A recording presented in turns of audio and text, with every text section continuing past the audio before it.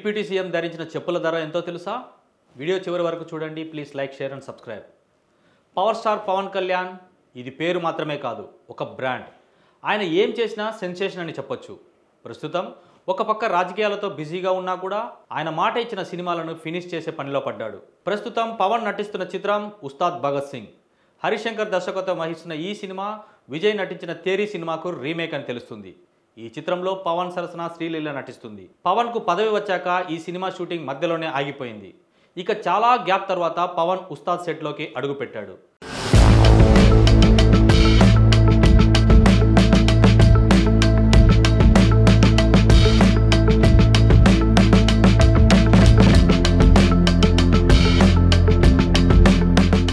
ఒక పక్క AP deputy సీఎంగా విధులను నిర్వహిస్తూనే ఇంకో పక్క షూటింగ్లో పాల్గొంటున్నాడు.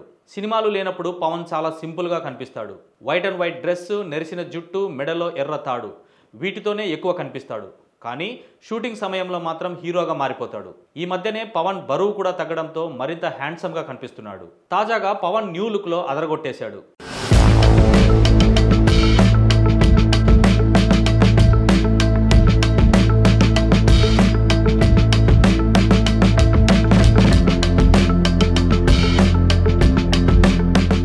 వైట్ అండ్ వైట్ పంచె, షర్టుపై బ్లాక్ గాగుల్స్తో విమానం దిగి నడుచుకుంటూ వస్తున్న పవన్ను చూసి ఫ్యాన్స్ ఫిదా అవుతున్నారు. ఇక ఈ ఫోటోలో ఫ్యాన్స్ అందరి చూపు పవన్ చెప్పులపై పడింది.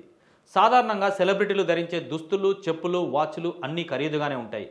లక్షలు పెట్టి ఇంటర్నేషనల్ బ్రాండ్స్ను కొనుగోలు చేస్తారు. టాలీవుడ్లో ఎన్టీఆర్, మహేష్ బాబు, నాగార్జున ఇలా కొంతమంది మాత్రం బ్రాండ్స్ లేకుండా బయటకు రారు. ఎంత సింపుల్గా కనిపించినా కూడా వాటి ధర వింటే గుండెలు జారిపోతాయి.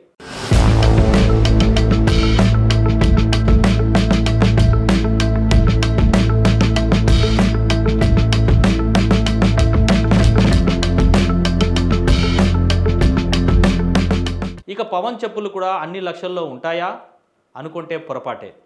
ఈ ఫోటోలో పవన్ వేసుకున్న చెప్పులు నిక్ కామ్ బ్రాండ్కు చెందినవి.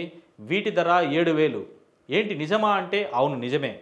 కొద్దిగా సంపాదించిన వారు అయితే కొనేయచ్చు. ఇక ఈ ధర చూసి అభిమానులు షాక్ అవుతున్నారు.